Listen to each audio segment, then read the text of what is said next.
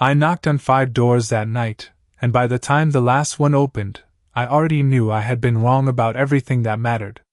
It was just past 9:30 p.m., the kind of quiet suburban night where porch lights glow soft and steady, where families finish dinner and settle into their routines, and I stood there in a worn coat that smelled faintly of dust and cold air, my hands trembling not from the temperature but from what I was about to prove to myself. 40 years of building a life, of raising a son, of hosting holidays in a home large enough to echo with laughter, and somehow I had reached a point where I no longer knew if anyone around me truly cared about me, or if they only cared about what I could provide. My name is Margaret Whitmore, I am 68 years old, and 3 days before that night, I was sitting at the head of a 12-seat dining table in a house worth more than I ever imagined I would own, watching my family talk around me as if I were already gone. Daniel, my son, barely looked up from his phone, nodding absently whenever I spoke, while the conversation seemed to orbit around his wife, Emily, the one person in that room I had never trusted, the one I had quietly resented for years without ever fully understanding why. It wasn't anything obvious, not a single cruel word or dramatic scene, just small things that settled under my skin over time, the way she stayed quiet during family discussions, the way she never asked for anything yet somehow always seemed to be exactly where she needed to be, the way Daniel listened to her in a way he no longer listened to me. I told myself she was calculating, that she had found a way to position herself perfectly in my son's life, and I convinced myself that her silence meant something darker than it probably did. That night at the table, as I watched them laugh at something I hadn't heard, I realized something had shifted, not loudly, not suddenly, but enough that I felt like a guest in my own home, like someone who had already been replaced without being told. So I made a decision that felt unreasonable even as it formed in my mind, but also necessary in a way I couldn't ignore. I would step outside of my life, strip away everything that made people treat me a certain way, and see what remained when there was nothing left to offer. 2 days later, I withdrew a small amount of cash, left my phone behind, and walked out of that house wearing clothes I hadn't touched in years, clothes that made me look smaller, older, less certain. I didn't leave a note. I didn't tell Daniel. I didn't tell anyone. I wanted to see who would notice, and more importantly, who would care when I was no longer Margaret Whitmore, the woman with the large house and the carefully set table, but just an older woman standing on a doorstep asking for help. By the time I reached the first house that night, the air had turned colder, the kind of chill that settles into your bones slowly, and I remember thinking how strange it was that I had chosen to do this, that at my age I was standing under someone else's porch light rehearsing a version of myself that I hoped wasn't entirely true. I raised my hand, knocked once, and waited, not knowing yet that with each door that stayed closed, I would be peeling back a layer of everything I thought I understood about the people in my life, until there was nothing left but the truth waiting behind the final door. I stood on that first porch longer than I expected, staring at the brass handle as if it might recognize me, as if it might remember all the times I had been welcomed through doors just like it without a second thought. The house belonged to Linda Parker, a woman I had known for over 20 years, someone who had sat at my table more times than I could count, someone who used to call me her closest friend.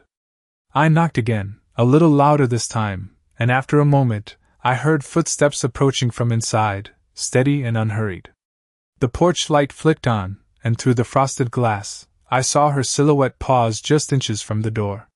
For a brief second, I felt something close to relief, a quiet certainty that this would be simple, that she would open the door, see me, and everything would fall back into place. The lock clicked, the door opened halfway, and Linda looked at me with polite confusion, the kind reserved for strangers.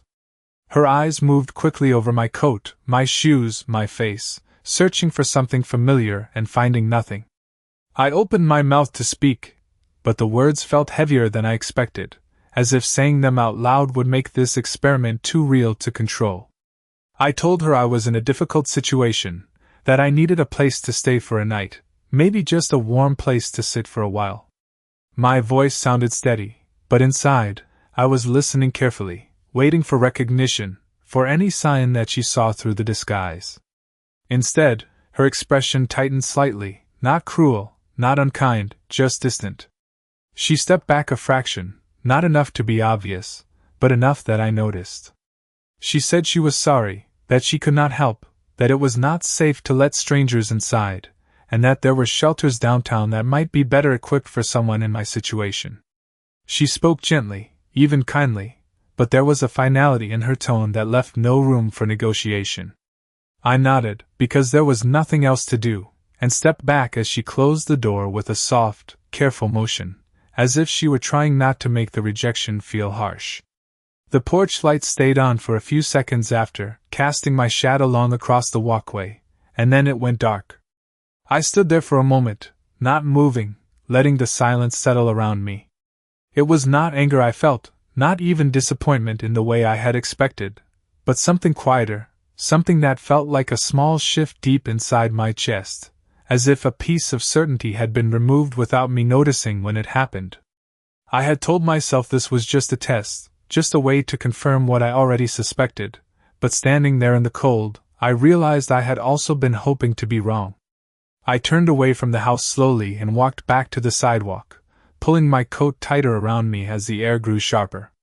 One door had closed, and there were still 4 more to go, but already I could feel the shape of this night beginning to change, not into something dramatic or explosive, but into something far more unsettling, something that would not be easy to forget once it was finished. I walked for nearly 10 minutes before reaching the second house, each step slower than the last, not because I was tired, but because I was thinking too much, replaying the way Linda had looked at me as if I had never existed in her world before that moment. The streetlights cast long shadows across the pavement, and the quiet hum of distant traffic made everything feel oddly detached, as if I had stepped outside of my own life and into someone else's. The second door belonged to my niece, Carol, someone who used to call me every Sunday without fail, someone who had once told me I was the closest thing she had to a second mother. I stood at the bottom of her walkway for a few seconds, watching the warm glow from her living room window, silhouettes moving inside, the faint sound of laughter slipping through the glass. It was the kind of scene I had created countless times in my own home, the kind of scene I believed meant safety, belonging, something steady. I told myself this would be different, that family would not turn me away, that blood carried a kind of recognition that went deeper than appearances. I walked up, knocked twice, and waited. This time, the response was quicker. The door opened just enough for Carol to peer out, her face lit by the hallway light behind her. She looked at me carefully, her eyes narrowing slightly, not with suspicion, but with the quiet calculation people use when they are trying to assess a situation they do not fully understand. I spoke before she could, explaining that I needed help, that I had nowhere else to go for the night. My words felt rehearsed now, less uncertain than before, but also heavier, as if each repetition carried more weight than the last. She hesitated, glancing over her shoulder for just a moment, and I followed her gaze, catching a glimpse of her husband sitting on the couch, his expression already tense, already guarded. She turned back to me and offered a small, apologetic smile, the kind that tries to soften what is about to come next. She said they were not in a position to take anyone in, that things were complicated right now, that she hoped I understood. Her voice was gentle, but there was a distance in it that I had never heard before, as if she were speaking to someone she had no connection to at all.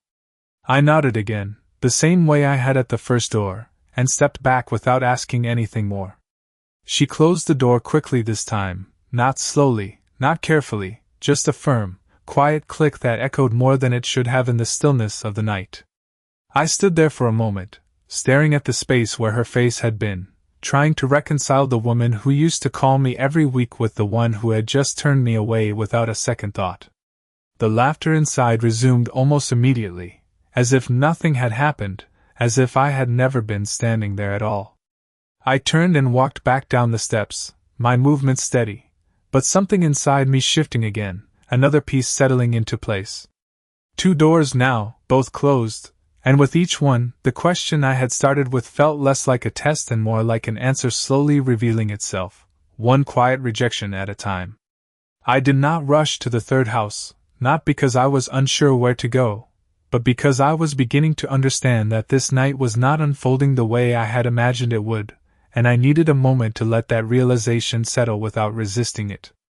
The air had grown colder, dipping just below 50 degrees, and I could feel it pressing through the thin layers of my coat, reminding me that I had chosen this, that every step I was taking was part of something I had set into motion. The third door belonged to my younger sister, Helen, the one person I had always believed would never turn me away under any circumstance.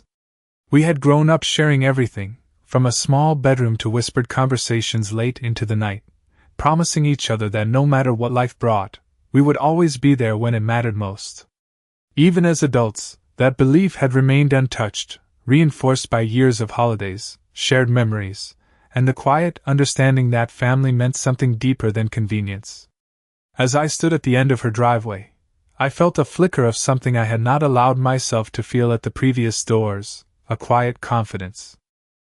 That this would be different, that this would restore what had been slowly unraveling over the past hour.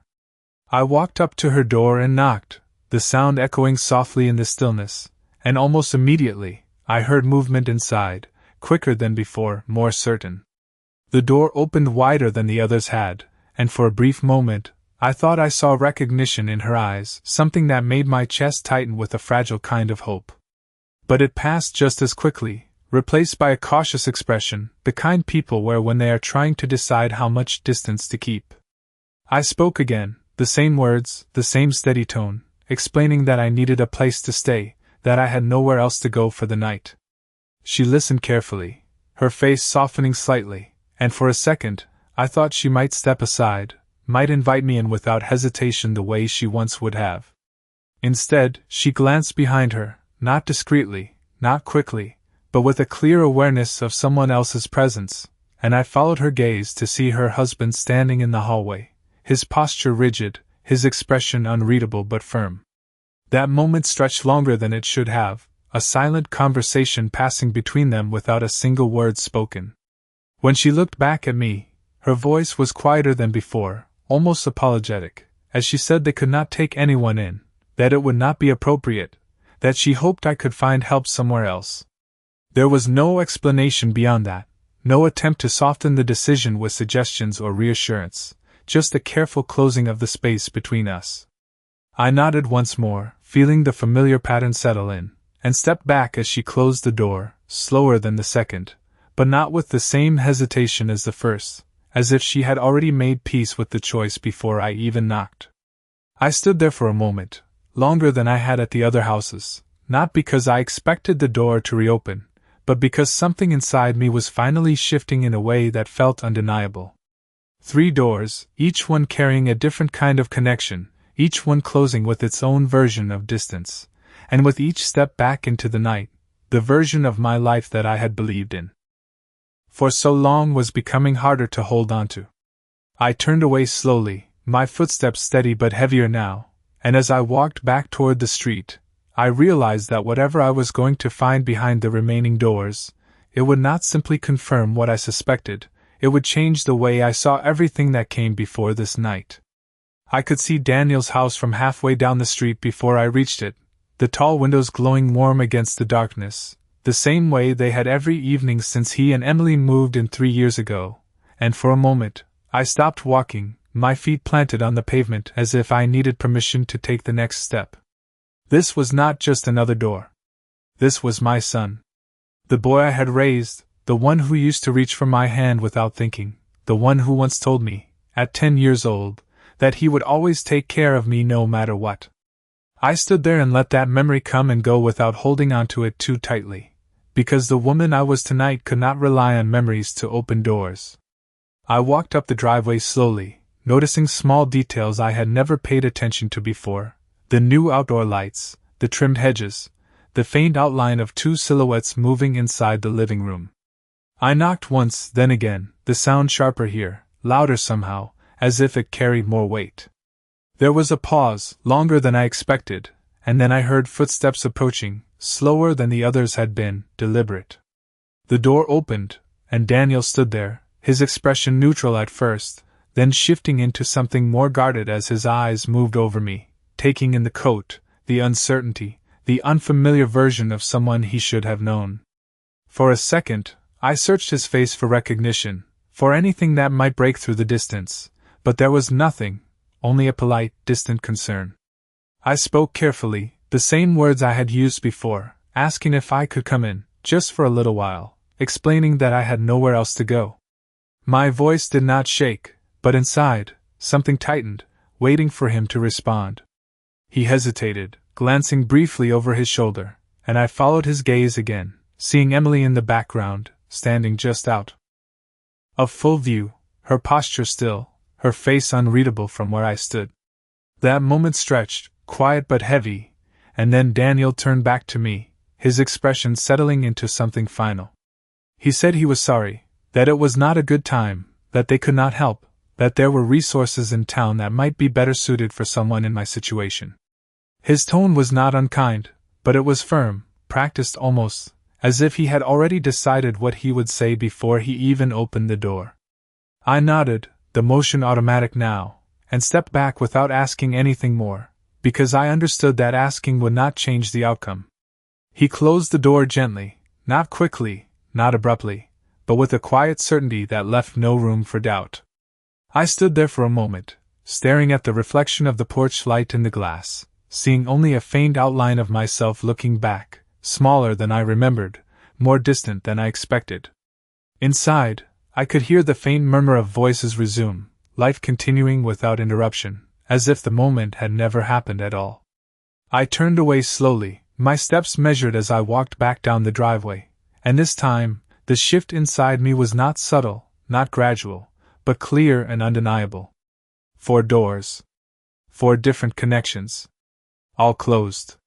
And now, there was only one left, the one I had saved for last, not because I expected anything from it, but because I had already decided, long before this night began, that whatever waited behind that final door would only confirm what I had always believed about her. I stood at the edge of the sidewalk for a long time before walking toward the last house, not because it was far, but because it felt different from all the others in a way I could not ignore. The street had grown quieter now, the kind of silence that settles after 10 o'clock, when most lights are dimmed and the world feels smaller, more contained. I could see the soft glow from the kitchen window, a single light left on, steady and warm, and for a moment, I wondered if she was even awake, if I would have to knock twice, maybe 3 times, before anyone answered. This was Emily's house, though I had never truly thought of it that way before, always calling it Daniel's home in my mind, as if she was simply someone passing through rather than someone who belonged there. I walked up the path slowly, each step measured, not out of hesitation, but out of a quiet certainty that this door would be no different from the others. If anything, I expected less. I had spent years convincing myself that Emily was distant, that her silence meant indifference, that her kindness, when it appeared, was calculated rather than sincere. I had built that belief carefully over time, piece by piece, until it felt solid, unquestionable. So when I reached the door and raised my hand to knock, there was no anticipation, no fragile hope left to protect, only the final step in something I had already decided the outcome of. The sound of my knock was softer than before, almost lost against the stillness, and for a moment, nothing happened. Then I heard movement inside, light footsteps, unhurried, followed by the quiet turn of a lock. The door opened just enough for her to look out, her face lit gently by the warm light behind her, her expression calm but alert. She did not recognize me, not at first, her eyes scanning my face with a kind of quiet attention that felt different from the others, not distant, not guarded, just present. I spoke again, the same words I had used all night, asking for help, explaining that I had nowhere else to go, that I only needed a place to rest for a little while. I watched her carefully, waiting for the shift, the polite refusal, the careful step back that had become so familiar over the past hour. Instead, she did something no one else had done. She opened the door wider. Not fully, not without thought, but enough to change the space between us. She did not ask for details. She did not glance behind her for approval. She simply looked at me for a moment longer, as if weighing something quietly within herself, and then stepped aside just enough to make room. Her voice was soft when she spoke, steady in a way that did not feel forced. She said it was cold outside, that I should come in, at least for a little while. The words were simple, almost ordinary, but they landed differently than anything I had heard that night. I hesitated, not because I was unsure, but because something inside me had not prepared for this possibility, had not left space for it to exist. And as I stepped across the threshold, the warmth of the house meeting the cold that had settled into my bones, I realized that the answer I had been searching for all night was not going to be the one I had expected. The warmth inside the house did not feel overwhelming the way I expected it to after being out in the cold. It felt quiet, steady, like something that had always been there and did not need to prove itself. Emily closed the door gently behind me, not rushing, not watching me too closely, just moving as if this moment required no performance. She gestured toward a chair near the kitchen table and said I could sit, her voice calm, the kind of tone people use when they are not trying to impress anyone. I lowered myself into the chair slowly, aware of how I must have looked, how out of place I was in this clean, softly lit space that still carried the faint scent of something warm, maybe soup or tea. She did not ask for my name. She did not ask how I ended up outside. Instead, she walked to the stove, poured something into a mug, and placed it in front of me with both hands, careful not to spill. It was tea, still steaming, the heat rising in quiet curls. I wrapped my hands around the mug and felt the warmth seep into my fingers, a small, grounding sensation that made everything else feel sharper by contrast. She asked if I had eaten, and when I hesitated, not because I needed to think, but because I was not prepared for the question, she nodded slightly as if she had already understood the answer. Without waiting, she moved to the refrigerator, took out a container, and began to prepare a simple plate, nothing elaborate, just something warm, something immediate. I watched her as she moved, noticing the way she did not rush, the way she did not look over her shoulder to check if I was watching, as if this was not an act of charity but something more natural, something that did not require acknowledgement. When she set the plate in front of me, she did not linger, did not stand there waiting for gratitude. She simply returned to the counter, giving me space in a way that felt intentional. I took a small bite, then another, the food plain but steady, and for the first time that night, I felt something shift that was not tied to rejection or distance. It was not relief, not yet, but something quieter, something that felt like the absence of judgment. After a few minutes, she spoke again, asking if I had somewhere safe to go the next day, her tone careful, not intrusive, just practical. I shook my head slightly, and she nodded, as if she had expected that too. She said I could stay for the night, that the couch was comfortable, that it was not a problem. The words were simple, offered without hesitation, without conditions, and that was what unsettled me the most. There was no calculation in her voice, no pause to consider what she might gain or lose from this decision. She did not know who I was. She had no reason to believe I could give her anything in return. And yet she had opened the door, offered warmth, food, and a place to rest, without asking for proof, without asking for anything at all. I sat there, holding the mug in both hands, and for the first time since this night began, I felt something I had not planned for, something I had not accounted for in the careful structure of my test. It was not just that she had helped me. It was that she had done so without knowing me, while everyone else, the people who did know me, had chosen not to. And as I looked at her, moving quietly around the kitchen, I realized that the version of her I had carried in my mind for years did not match the person standing in front of me, and that realization, more than anything else that had happened that night, was the one I was not prepared to face. I did not sleep that night, not because the couch was uncomfortable, but because my mind refused to settle into anything resembling rest. The house was quiet, the kind of quiet that feels intentional rather than empty, and I lay there staring at the ceiling, replaying every moment of the evening with a clarity that made it impossible to ignore what had changed. 4 doors had closed without hesitation, each one reinforcing a belief I had carried for years, that people's actions were guided by convenience, by what they could gain, by what they recognized. And yet this last door, the one I had expected the least from, had opened without question, without recognition, without anything to gain at all. I turned slightly on the couch, the faint light from the kitchen still visible down the hallway, and I could hear the soft sound of movement, not restless, not distracted, just steady. She had not gone to bed immediately, and for a moment I wondered if she was worried, if she was thinking about the stranger she had allowed into her home. The thought settled differently than I expected. It did not feel like suspicion. It felt like responsibility.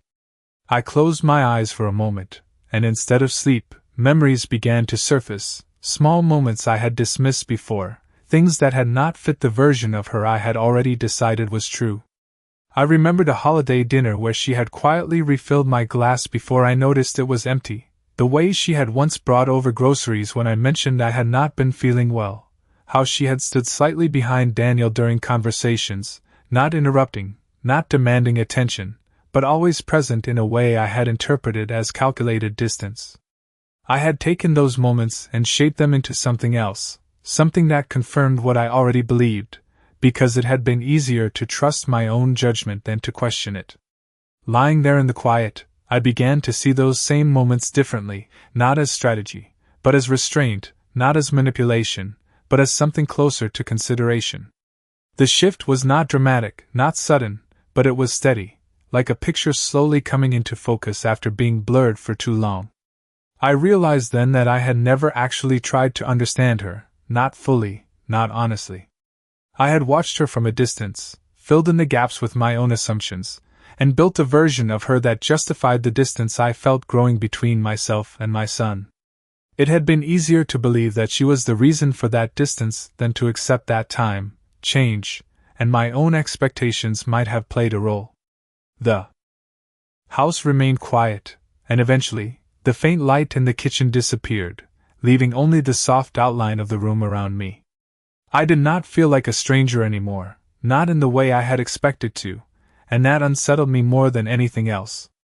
Because if I was not a stranger here, if I could be welcomed without explanation, without recognition, then everything I thought I understood about connection, about family, about who deserved trust and who did not, was no longer as certain as I had believed. And as I lay there, listening to the stillness settle deeper into the house, I realized that the hardest part of this night was not the doors that had closed, but the one that had opened, because it was forcing me to see something I had spent years refusing to look at directly. Morning arrived quietly, not with urgency, but with a soft light that filtered through the curtains and settled gently across the room, as if nothing unusual had happened the night before. I opened my eyes slowly, aware of where I was before I even moved, and for a moment I stayed still, listening to the faint sounds of the house waking up around me. There was the subtle clink of a mug being set on the counter, the low hum of a coffee machine, the quiet rhythm of someone moving through a familiar space without hesitation. It felt steady, grounded, and somehow that made everything I had learned the night before feel even more real. I sat up slowly, the blanket still draped across my shoulders, and looked around the room with a different awareness than I had when I first entered. Nothing had changed, and yet everything had. A few moments later, Emily appeared at the edge of the hallway, her expression calm, not surprised to see me awake, not guarded, just present. She greeted me with a simple good morning and asked if I would like some coffee. There was no curiosity in her tone, no pressure for explanations, just an offer, as natural as everything else she had done. I nodded, and she gestured for me to come into the kitchen, where a cup was already waiting on the counter, steam rising in quiet curls. I wrapped my hands around it again, feeling that same warmth, but this time it carried something more than just comfort. It carried clarity. I looked at her then, really looked at her, not through the lens I had held onto for years, but as she was, standing there without expectation, without performance.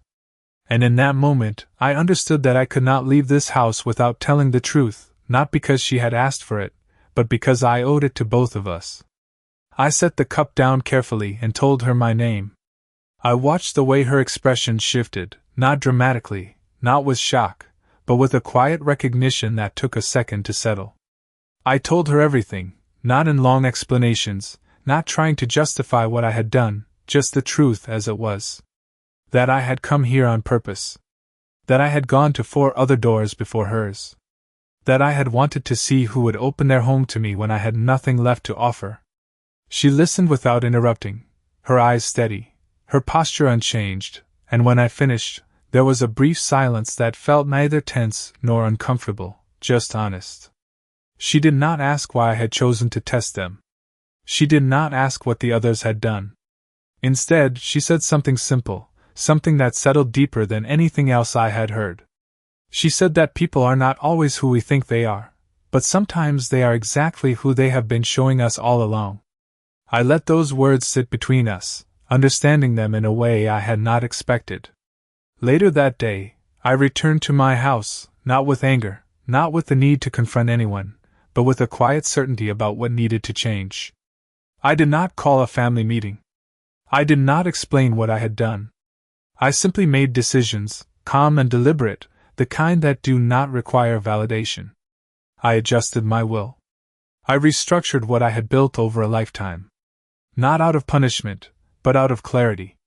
And when I was finished, I felt something I had not felt in a long time, not satisfaction, not relief, but a steady sense of alignment, as if for the first time in years, my understanding of the people around me matched the truth of who they actually were.